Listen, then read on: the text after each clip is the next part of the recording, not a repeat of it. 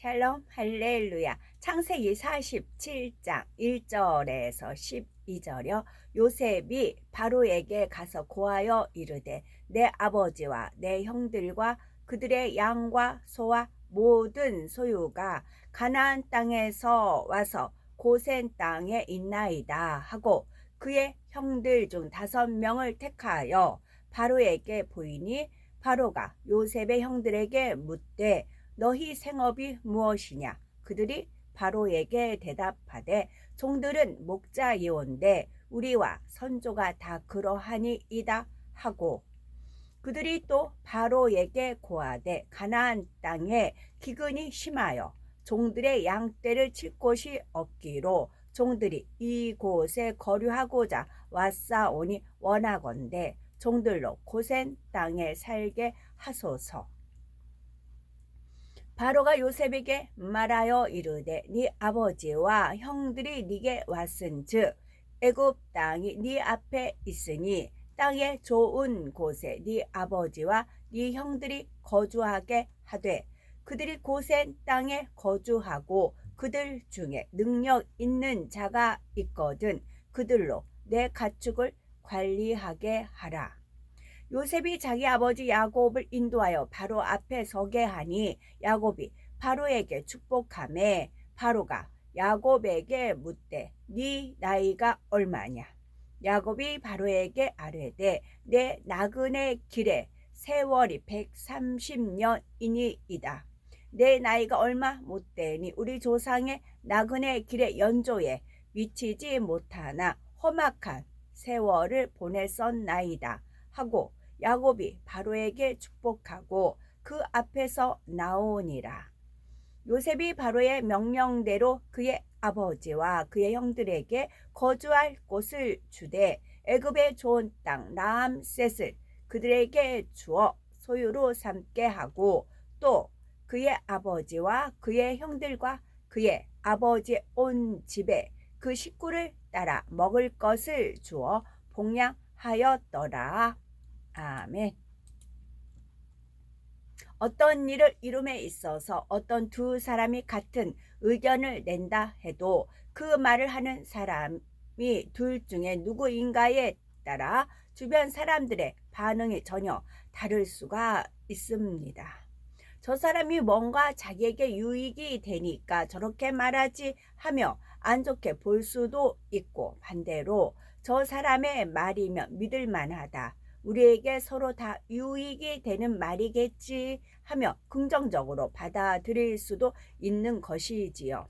이는 의견을 낸 두 사람이 각각 평소에 쌓아온 이미지가 다르기 때문입니다. 그렇다면 우리는 주변 사람들에게 과연 어떤 사람으로 인식이 되고 있으신지요? 요셉은 바로 후자에 속한 사람이었습니다. 그동안 요셉 한 사람의 지혜와 성실로 인해 애굽 사람들은 큰 축복을 받았지요. 자신들은 별다른 노력을 하지 않고도 무서운 기근 속에서 평안히 거할 수 있었고 더구나 주변 나라들 가운데서도 가장 부유하고 힘센 나라로 부상하게 되었습니다.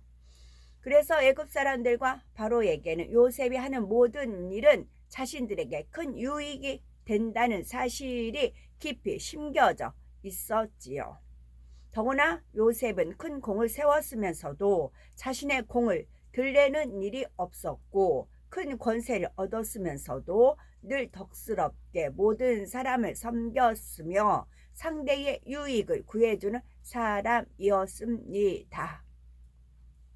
이러한 요셉을 수년 동안 지켜본 애굽 사람들은 요셉이 어떤 일을 한다 해도 그것이 자신들에게도 좋은 일이라고 믿으며 요셉을 신뢰할 수 있게 되었던 것이지요. 이러한 요셉으로 인해 야곱과 그의 가족들은 가뭄을 피해 애굽에 들어왔을 때 원하는 응답을 형통하게 얻을 수 있었고 구한 것 이상의 축복까지 받을 수 있었지요. 요셉의 가족들이 바로와 만나서 바로로부터 자신들이 고센 땅에 거하도록 허락을 받아내는 장면이죠. 지금부터 본문을 통해 요셉이 어떻게 선의 지혜 가운데 자신의 목적을 이루는지 살펴볼 때 우리에게도 능력이 되어야 되겠지요. 그래서 우리도 주변의 무사람들의 마음을 얻으며 범사에 하나님의 은혜와 축복을 잊게 되어야 되겠습니다. 요셉은 자기 가족들을 데려오려고 할 때부터 이미 마음에 품은 곳이 있었습니다. 바로 고센 지역이었지요. 고센 땅은 바로 편에서 야곱과 그의 가족들에게 내어주었을 때 크게 아깝다거나 불편하게 여기지 않을 만한 곳이면서도 토질이 비옥하여 목축하기에 좋은 지역이었지요. 또한 바로가 있는 애굽의 중심지에서도 적당한 거리를 두고 떨어져 있으므로 야곱의 일족이 애굽 사람들과 구별되어 자유롭게 거할 수 있는 곳이었답니다. 그런데 요셉은 이 땅을 가족들에게 주고 나서 바로에게 그 사실을 보고한 것이 아니라 바로가 스스로 그 땅을 내어줄 수 있도록 지혜로운 방법을 동원합니다. 일단 자기 가족들 고센에 머물게 한 후에 요셉 자신이 먼저 바로에게 가서 고하지요. 나의 아비와 형들과 그들의 양과 소와 모든 소유가 가나안 땅에서 와서 고센 땅에 있나이다 합니다. 바로의 명대로 자기 일족의 모든 소유와 함께 애굽에 들어왔음을 보고하는 동시에 그들의 양과 소라고 굳이 언급했던 것은 가나안에서 온 자기 가족들은 목축을 하는 사람들로서 애굽 사람들이 하찮게 여기는 일에 종사하는 사람들이라는 것을 비추기 위해서이지요. 곧 자기 형제들이 애굽에 왔을지라도 그들이 애굽에 어떤 해를 입힌다거나 바로를 대적하여 위협이 될 만한 어떠한 요소도 없다고 느껴지도록 이처럼 자기 형제들에 대해 낮추며 겸손한 태도로 말하고 있는 것입니다. 또한 목축을 하는 사람들이니 지금 머물러 있는 고센 지역의 토지가 그들이 정착하기에 적당하다는 사실을 미리 바로에게 인식시켜 주기 위한 것이었습니다. 그러면서도 요셉 편에서 어떤 결정을 내리고 그것을 바로에게 통보한 것이 아니라 바로가 결정할 수 있도록 했던 것이지요. 만약 요셉이 바로에게 내 아비와 형들이 고센에 정착하고 싶어합니다 했다거나 그곳에 살도록 했으면 좋겠습니다 이런 식으로 보고를 했다면 이는 이미 요셉 편에서 일방적으로 정해버린 것이지요. 그러나 요셉이 그들이 고센 땅에 있나이다 한 것은 일단 고센 땅에 머물러 있기는 하지만 자신들 편에서 무엇을 정한 것이 아니고 그곳에서 바로의 명을 기다리고 있다는 의미가 됩니다. 이처럼 바로의 마음을 헤아려 편안하게 해주면서 바로의 결정권을 존중해 주는 요셉의 겸비함과 섬김을 늘 체험했기에 바로는 요셉을 이방인처럼 여기지 않았으며 그를 믿고 모든 것을 맡길 수 있었던 것이지요. 이렇게 해서 요셉은 먼저 바로에게 겸손하게 자기 일족이 애굽에 왔음을 알린 후에 바로 앞으로 형들을 인도해 갑니다. 그런데 이때 요셉은 11명의 형제들 다 데려간 것이 아니라 5명의 형들만 골라서 바로 앞에 나가지요. 그렇다면 요셉은 왜 그런 것이었을까요?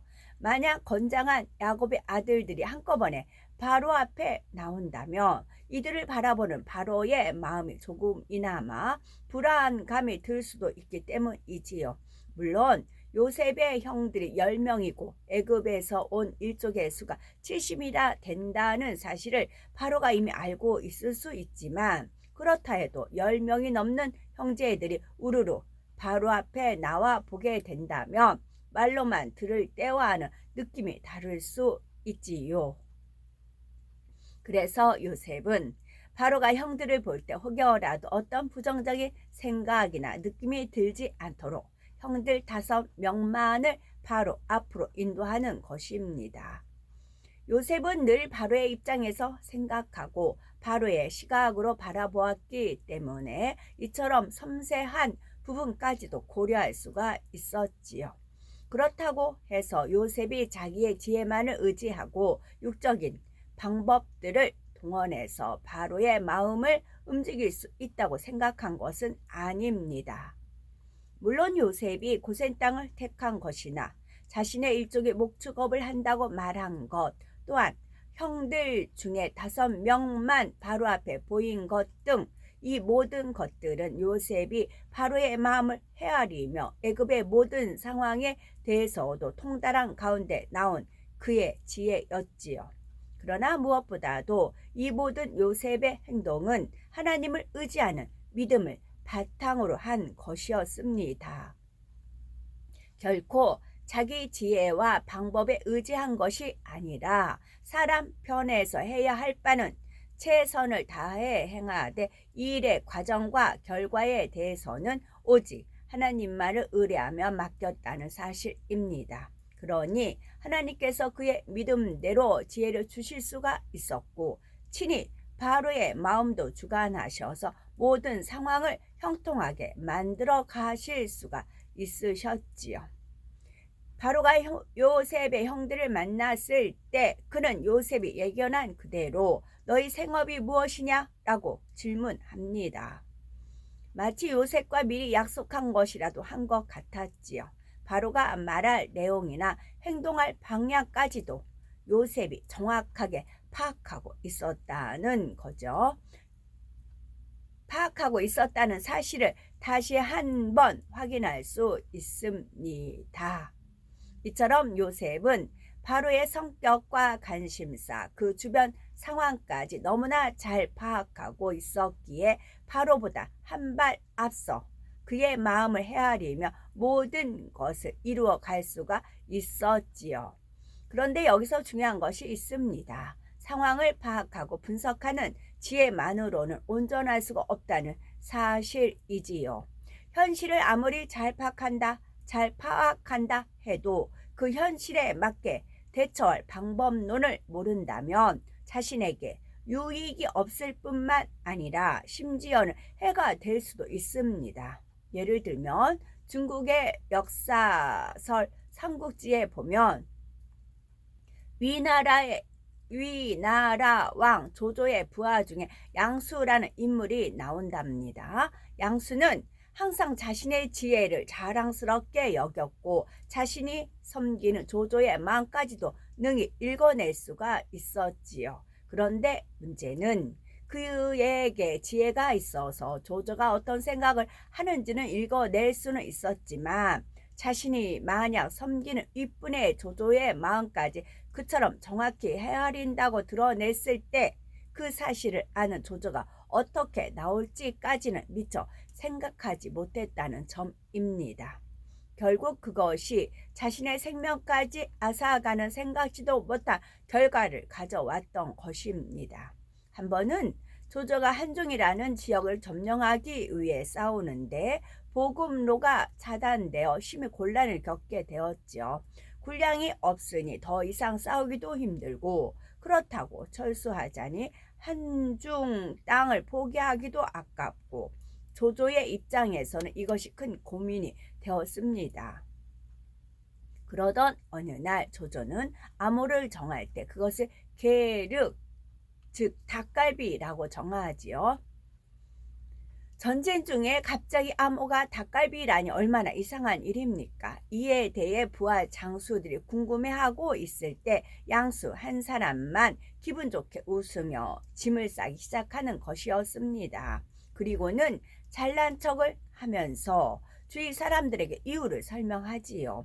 닭갈비라는 것은 살이 너무 적게 붙어서 뜯어먹자니 너무 수고스럽고 그렇다고 버리자니 아까운 부분이다.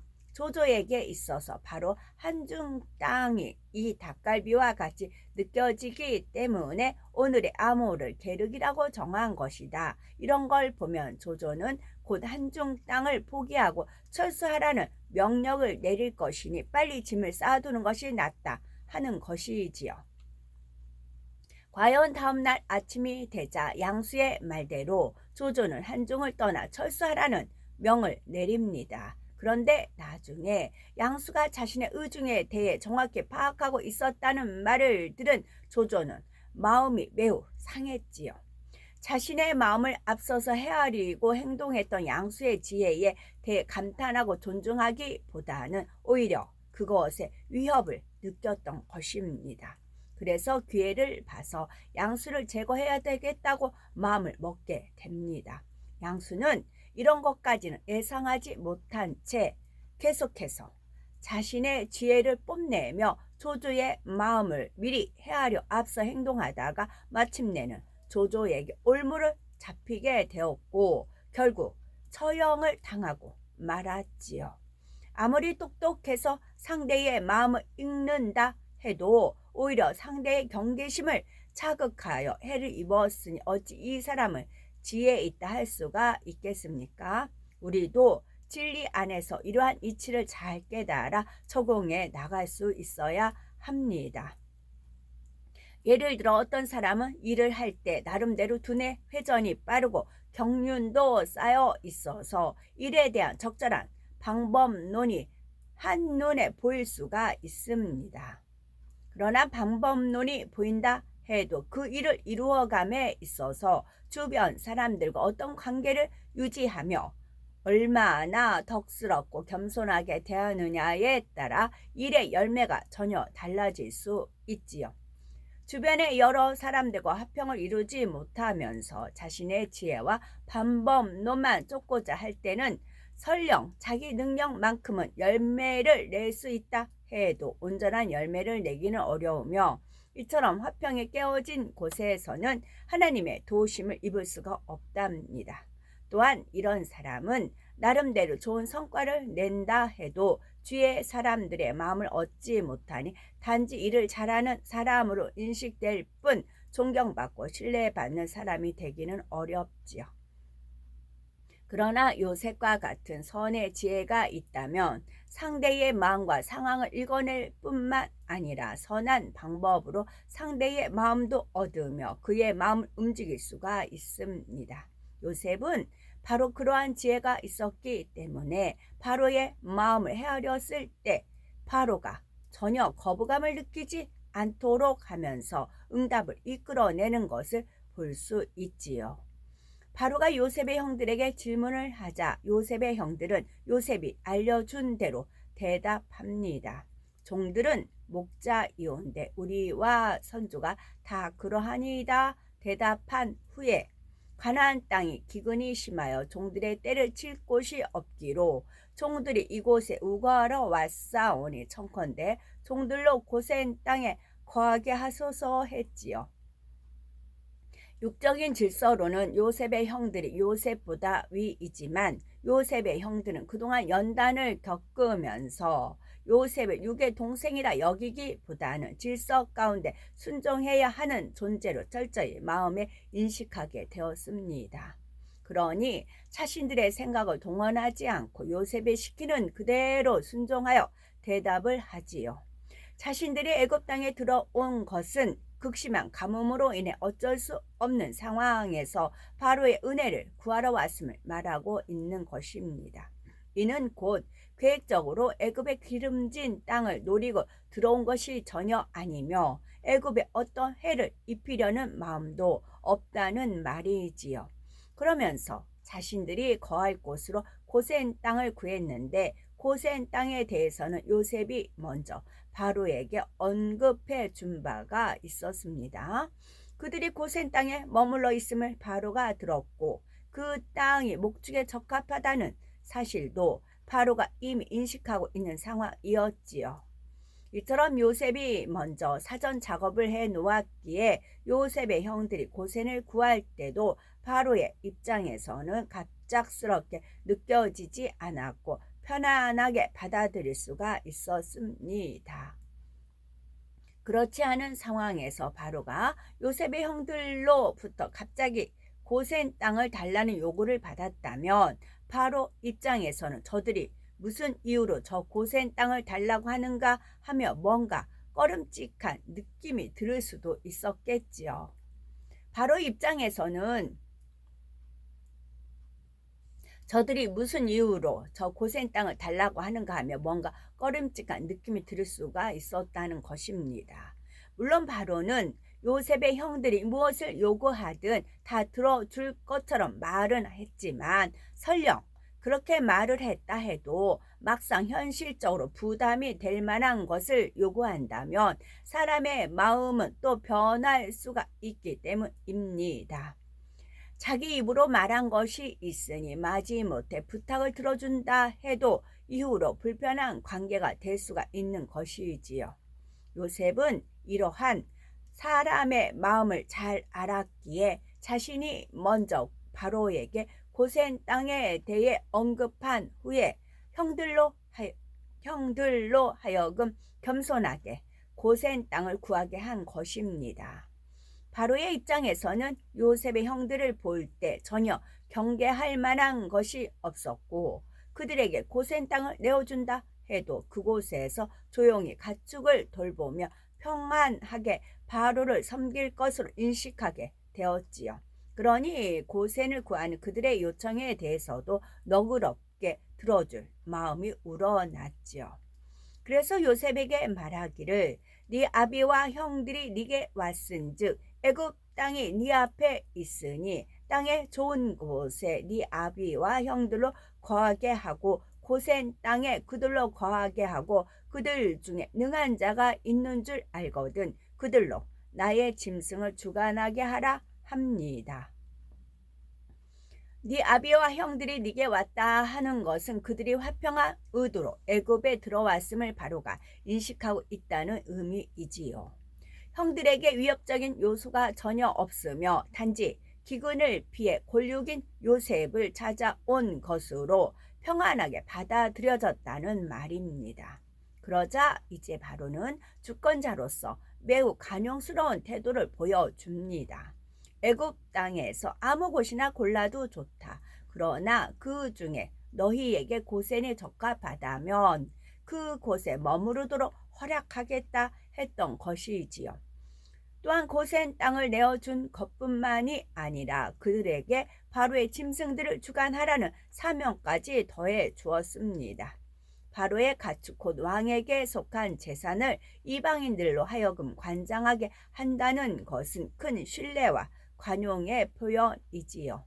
이렇게 해서 형들이 바로로부터 응답을 얻어내자 요셉은 이번에는 자기 아비 야곱을 바로 앞으로 데려갑니다.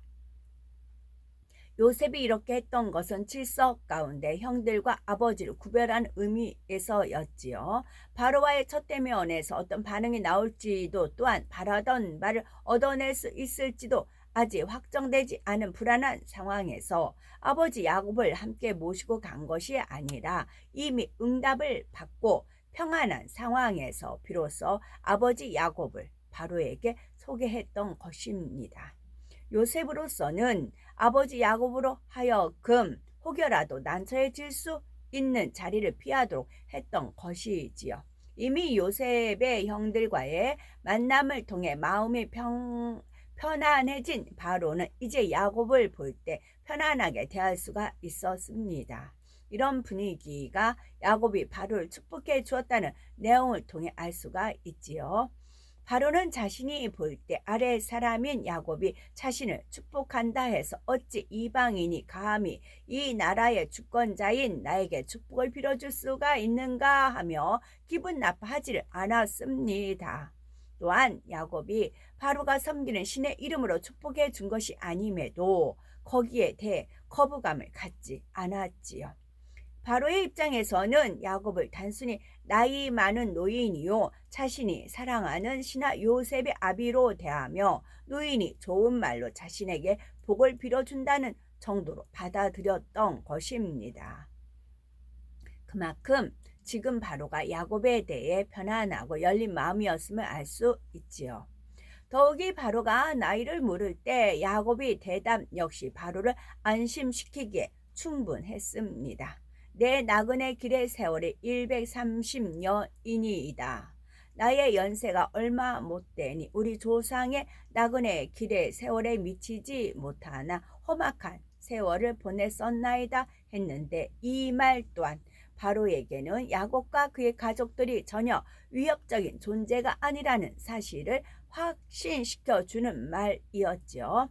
야곱과 그 조상들은 오랜 세월 동안 나그네처럼 이것저것을 돌아다니며 목축을 하며 살아왔고, 어떤 땅을 취하려고 한다거나 욕심 가운데 남의 것을 넘본다거나 하는 일은 없었다는 의미로 받아들여졌습니다. 바로는 야곱과 그의 가족들이 주변의 다른 사람들과 거칠게 다투거나 해를 주며 산 것이 아니라 그들의 생업에 종사하며 평화롭게 살아왔다는 좋은 느낌으로 받아들일 수가 있었지요. 이렇게 해서 요셉의 가족은 평화스러운 분위기 속에 바로와의 만남을 가졌고, 요셉은 자신이 계획한 대로 고센 땅에서 가족들을 부양할 수 있는 상황이 되었습니다.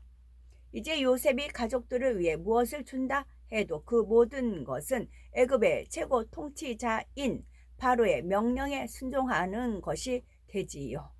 만약 이런 상황이 아니었다면 요셉의 가족들이 애굽에서 누리는 모든 것에 대해 불편하게 여기는 사람이 생길 수도 있습니다. 물론 요셉은 주변 사람들에게 많은 사랑을 받고 있었지만 70명이나 되는 요셉의 가족들이 들어와서 애굽의 좋은 땅에 거하게 되는 것을 볼 때 이에 대해 불편하게 여기는 사람이 없으리라고는 장담할 수가 없는 것이죠. 요셉의 권세 때문에 그의 가족들이 편안함을 누리게 될 때 이를 보는 애굽 사람들의 입장에서는 마치 애굽의 재산으로 이방인들을 배불리는 것처럼 여겨질 수도 있기 때문입니다. 그러다 보면 왜 우리나라 안에 이방인들을 끌어들이는가, 혹여 저들이 적들과 내통이라도 하며 어쩌려고 그러는 것인가 하며 이런저런 모함을 할 수도 있지요. 그러나 요셉의 겸비함과 선한 지혜 속에서 모든 것이 바로의 명령으로 진행되게 만들었기에 이제는 누구도 감히 그런 말 입 밖에 낼 수가 없게 되었습니다. 요셉에게는 이러한 놀라운 지혜가 있었기 때문에 철저히 질서를 존중하고 화평을 쫓으면서도 결국 자신의 목적을 이룰 수가 있었죠. 우리는 요셉에 대해 들으면 들을수록 그의 지혜가 참으로 뛰어나다는 것을 느끼게 됩니다. 어떻게 사람으로서 앞으로 되어질 일들을 마치 눈앞에 보는 것처럼 예견하는가? 어떻게 남의 마음을 자신이 원하는 대로 이끌어갈 수 있는가 하며 감탄을 금할 수가 없죠. 그렇다면 우리도 요셉의 이러한 지혜를 사모해야 되겠지요. 그런데 우리가 반드시 깨달아야 할 것은 요셉의 지혜는 자기 유익을 구하고 상대를 이용하려는 사심 가운데서 나온 것이 결코 아니라는 사실입니다. 요셉은 바로의 마음을 읽는다 해서 그것을 육적으로 이용하여 자신이 원하는 것을 얻어내려는 강교한 마음이 결코 아니었습니다.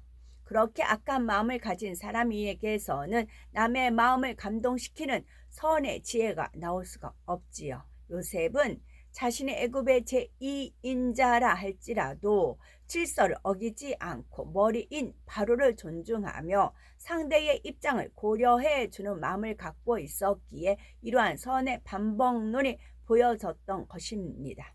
그런데 사실 바로의 입장에서는 단지 요셉의 몇 마디 말만으로 마음이 움직인 것은 아니었지요.